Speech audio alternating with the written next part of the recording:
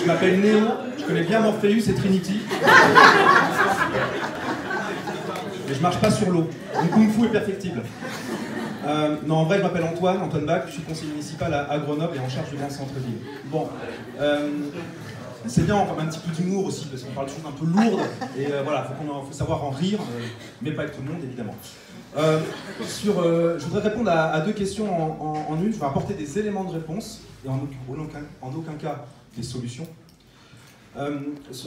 Aux questions, comment est-ce que les organisations intègrent et répondent à l'inéluctabilité du déclin, notamment énergétique, avec de vastes conséquences, notamment alimentaires. Voilà. Et aussi, comment rendre les villes résilientes, ou faut-il rendre les villes résilientes? Je vais poser la question. J'ai entendu tout à l'heure citer l'ouvrage de Jared Diamond, donc Pablo se fera un plaisir de répondre à cette question, sur l'effondrement.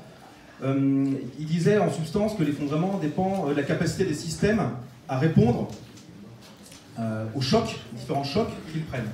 Que ce soit des chocs hydriques, des chocs, ça peut être une déplétion des services écologiques de l'environnement, ou ça peut être des guerres, ça peut être des chocs sociaux aussi, des inégalités sociales, et surtout la réponse des élites de ces sociétés face à ces chocs.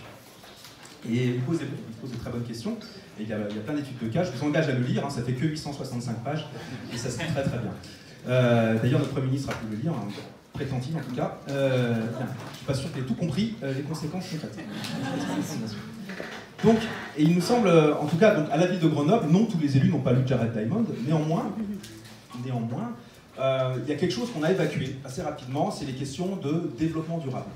Alors, chaque année, il y a un exercice dans les collectivités territoriales qui est obligatoire. On doit rendre un rapport sur l'état du développement durable dans les collectivités. Bon, c'est un exercice qui est obligatoire et nous le faisons.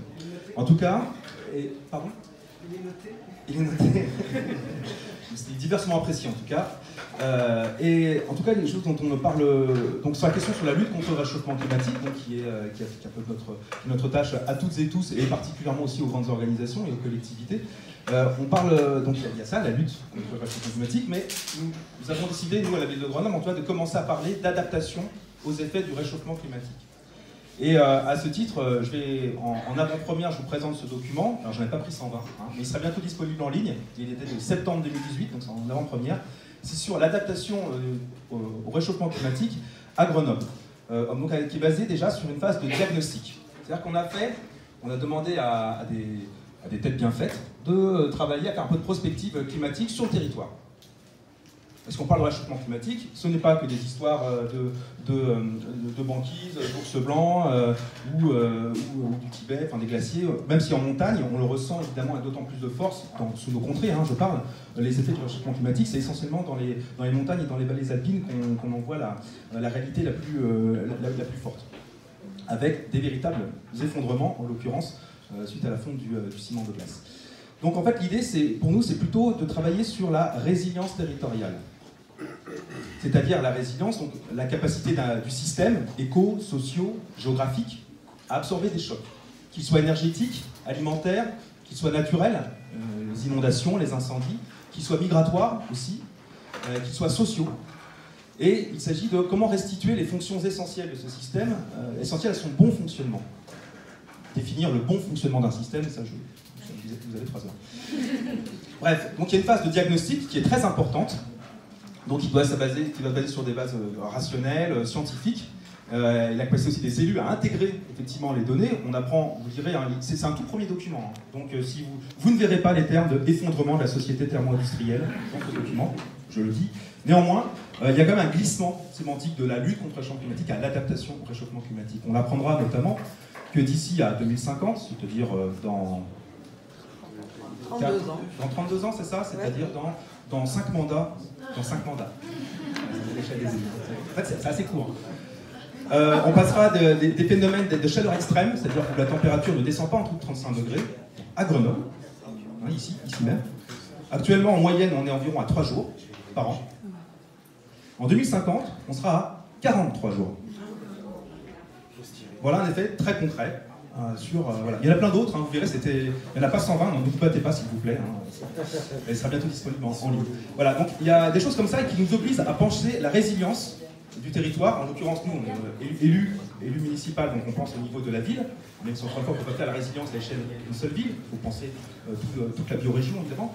Et une phase de déploiement donc, sur les questions autant d'urbanisme, ça veut dire aussi comment construire, faut-il construire, comment rénover, comment apporter du logement social, notamment, sur tout le territoire, et pas uniquement dans les quartiers sud, comme certains voudraient nous laisser, de bonne qualité environnementale, comment on conçoit des espaces publics qui puissent intégrer autant les effets de chaleur extrême que d'inondation, comment on construit des filières alimentaires locales, tant sur la production, sur la commande publique, sur la monnaie locale, enfin, ces choses qui sont déjà en germe et en train d'être développées sur le territoire. Comment on fait ici de la production énergétique, de la distribution énergétique qui puisse être résistante au choc.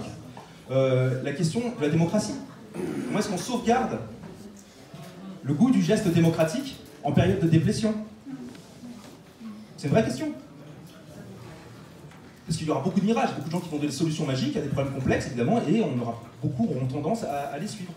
Et comment on construit, effectivement, plus qu'une minute, formidable, le bien vivre ensemble, qui est tout sauf une notion de gentil blanc européen en mal de confort moral. Hein, bien sûr, le bien vivre ensemble, c'est à la fois travailler sur la qualité plutôt que la quantité, qu'elle soit accessible à toutes et tous, et prétendre qu'il n'y a pas une écologie des riches et une écologie des pauvres.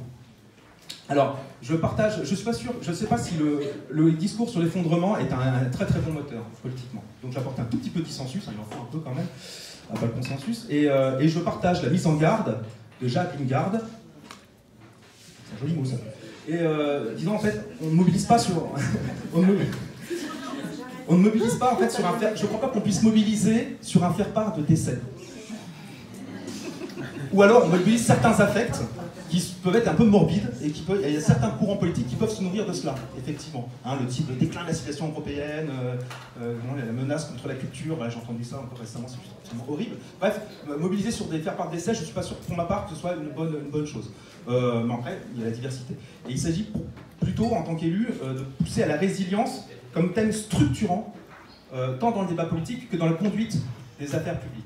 La résilience, c'est vraiment quelque chose dont chacun peut s'emparer à son échelle, avec ses différentes cultures. Ce n'est pas une notion de mâle blanc, cinquantenaire, hétérosexuel et à capital intellectuel élevé. Non, en fait, c'est quelque chose qu'on peut travailler autant, et là, ce qui est important dans ma pratique, je le vois depuis 4 ans, c'est qu'on peut le travailler d'autant plus à partir des quartiers populaires.